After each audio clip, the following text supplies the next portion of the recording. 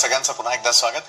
संभाजीराजांनी वयाच्या अवघ्या 16व्या वर्षी ज्या पद्धतीनं ग्रंथ लिहायला सुरुवात केली आणि त्याचप्रमाणे नाशिकमधील 16 वर्षीय चारू दत्तनही तसाच प्रवास सुरू केलेला आहे, मात्र एका वेगळ्या पद्धतीने. कसा पाहूयात.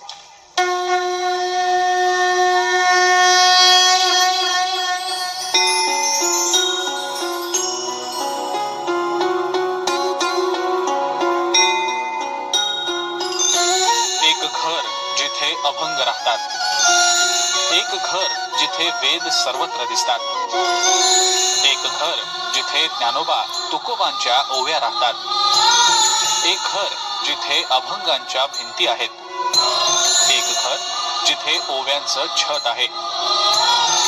चला एका अशा घरात. महाराष्ट्राला संतांची मोठी परंपरा लाभलेली आहे आणि या संतांचे अनुयायी, त्यांचा भक्तगण देखील तेवढाच मोठा आहे. मात्र नाशिकमध्ये आज आपण अशा एका भक्ताला भेटणार आहोत की ज्याचं संपूर्ण कार्य आणि ज्याची दिनचर्या ही अत्यंत आश्चर्यकारक आणि चमत्कारिक आहे. कोण आहे हा भक्त आणि नक्की त्यानं या सगळ्या भक्तीपायी काय केलंय आपल्या घरामध्ये, बघूयात या खास रिपोर्टमध्ये. नाशिकमध्ये राहणाऱ्या थोरात कुटुंबाचं हे घर. या घराच्या भिंती, दरवाजे, स्वयंपाकघर, बेडरूम हे वेदांनी आणि मंत्रांनी भरून गेलंय. या घरात राहणारा 16 वर्षांचा चारू दत्त याला एक दैवी चमत्कारच म्हणावा लागेल. वयाच्या 10व्या वर्षांपासून तो फक्त लिहितो आणि लिहितोच आहे. असंख्य अवघड आणि सर्वसामान्यांच्या समजण्या पलीकडचे श्लोक, संतांची वचनं, ओव्या, अभंग, धर्मग्रंथ.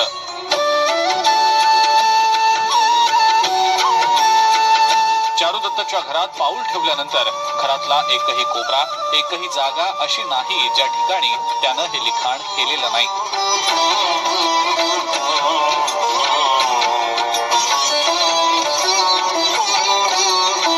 नाशिकमध्ये राहणाऱ्या आणि इयत्ता 10वी इतक्यात पास झालेल्या चारुदत्त थोरात याच्या घरात आपण प्रवेश केल्यानंतर जो काही नजारा आणि जे काही दृश्य आपल्याला बघायला मिळतं ते निव्वळ चमत्कारिक असंच म्हणावं लागेल. चारुदत्त खरं तर 10वी आता पास झालेला आहे आणि त्यांनी 11वी मध्ये प्रवेश घेतलेला आहे. मात्र त्यांचं संपूर्ण घर हे जणू एखाद्या वेदाचं भांडारच झालंय, असं परिस्थिती आणि असं चित्र या घरामध्ये आल्यानंतर बघायला मिळतं.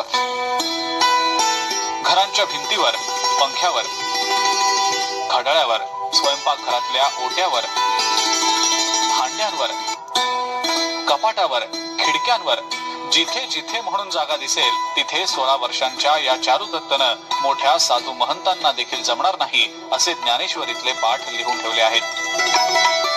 लहानपणापासूनच चारू दत्त हुशार आणि इतरांपेक्षा वेगळा आहे. मित्र होते, मात्र त्याचं मन हे वेगळीकडेच होतं.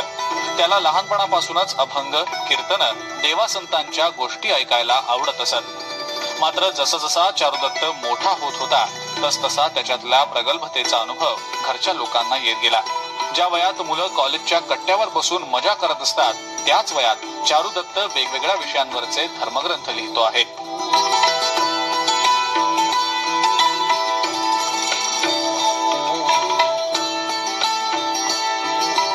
मानवी जीवनाचा प्रवास, त्याचा अंत, मोक्ष याबाबतचं त्याचं विश्लेषण ऐकून भल्या भल्यांना थक्क व्हायला होतं.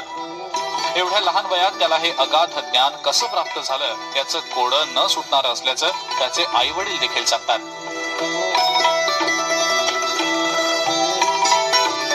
आमच्या पोटी आम्ही असं काय पुण्य केलं होतं की आमच्या पोटी असा मुलगा जन्माला आला. आम्ही तर त्याला अगदी म्हणजे त्याची सेवा नाही तर ही साक्षात विष्णूची, देवाची सेवा आहे. त्याचा अगदी म्हणजे खाण्यापासून तर अगदी छोट्या छोट्या गोष्टी सुद्धा म्हणजे एका कृष्णाच्या जशा खोळी होत्या तशा त्या, जसं यशोदा मैयाला कृष्णाची जसं म्हणजे अनुभव आलेला आहे तसा मला येतो. चारू दत्ताचं लिखाण हे गेल्या 2 ते 3 वर्षापासून या ठिकाणी घरात चालू आहे.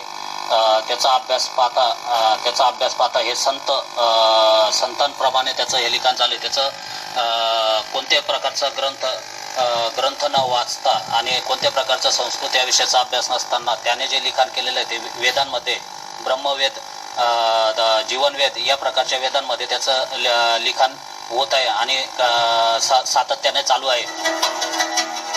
चारू दत्तच्या आई वडिलांचे अनुभव थक्क करून टाकणारे आहेत. एकदा समाधी अवस्थेत लिहिण्यासाठी बसलेला चारुदत्त तब्बल 12 ते 15 तास सलग लिहितच असतो. अनेकदा मध्यरात्री बंगाली, कन्नड तसंच इतर भाषांमध्ये अस्खलित संतांच्या ओव्याही म्हणतो. अनेकदा तर मध्यरात्री उठून लिखाणही करतो. विशेष म्हणजे एवढं सारं लेखन करून देखील चारुदत्तला 10वीत 80% मार्क्स मिळाले आहेत. धर्म, ज्ञान, मुक्ती, स्वर्ग, नरक, मोह या आणि अशा अनेक विषयांवर चारुदत्त धर्मशास्त्राला आधारभूत असे संदर्भ देत त्याचं विवेचन करतो. चारुदत्तचे आषाढी वारीबाबत तसंच नाशिकमध्ये होणाऱ्या सिंहस्थाबाबत सडेतोड विचार ऐकून कोणी महात्मा किंवा मोठा संत आपल्याशी बोलत तर नाही ना असा भास आपल्याला होईल. लोकांनी लोकांसाठी करा अशी एक भूमिका आहे आणि योग्य काळी हे सर्वत्र प्रस्थापित होईल. आता आपण आज समाजात पाहतो, समाजात संगत बिघडते, समाजात लोक वाईट मार्गाने जातात. का? कारण की याला मूळ ज्ञान नाही, संस्कार नसतील तर काही नसेल. विज्ञान आहे परंतु विज्ञानामध्ये अज्ञानता नाही पाहिजे. विज्ञान असेल परंतु त्यामध्ये संस्कार ही सर्वात मोठी बाब आहे. गेल्या काही दिवसांपासून चारुदत्तची ही प्रगल्भता पाहून घरचेच नाही तर परिसरातले लोकही थक्क झालेत. चारुदत्तच्या या वर्तनाबाबत वेदशास्त्राच्या अभ्यासकांना हे एक वेगळंच रसायन असल्याचं वाटतंय. नाशिकचे प्रसिद्ध वेदाभ्यासक आणि धर्माला शास्त्राची जोड देण्यात ख्याती असलेले विश्वासराव साक्रीकर यांनी या सगळ्याचं विश्लेषण केलंय.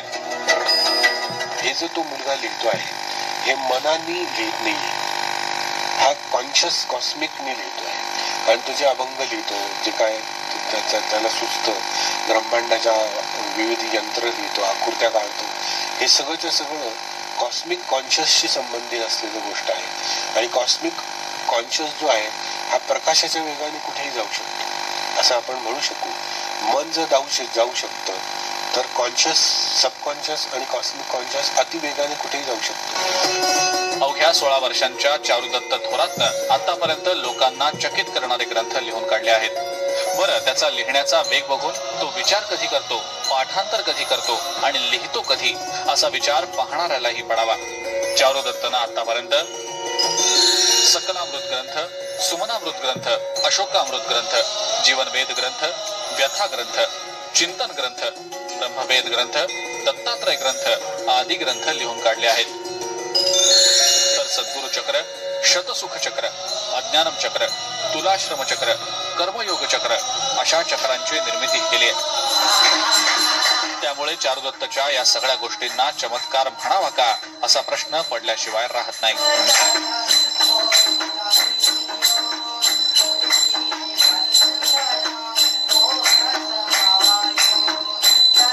ज्ञानदेवे रचिला पाया तुका झालासी कळस अशी जरी ओवी असली तरी नाशिकच्या चारुदत्तनं मात्र आता याही पुढचा प्रवास जो आहे तो त्याच्या लिखाणाच्या माध्यमातून सुरू केलाय. चारुदत्ताचं संपूर्ण घर म्हणजे ज्ञानाचं एक मोठं भंडार झालंय. या क्षेत्रातल्या तज्ज्ञांनी आता या सगळ्या गोष्टींचा नीट अभ्यास करून समाजाला याच्यामधनं काय बोध देता येईल त्याबाबत प्रयत्न करण्याची गरज आहे. नाशिकहून कॅमेरा पर्सन आकाश येवलेसह मी चंदन पूजाधिकारी, TV9. तर आमचा स्पेशल रिपोर्ट पाहिल्यानंतर आपल्याही लक्षात आलेलं असेल की चारू आकाशा एवढा हा या आम्ही कार्यक्रमाला नाव देण्यामागचं खरं कारण काय, त्याच्याशी देखील बातचीत करणार आहोत. त्याचबरोबर मुकुंद जे आपल्या बरोबर देखील बातचीत करणार आहोत एका छोट्याशा ब्रेक नंतर.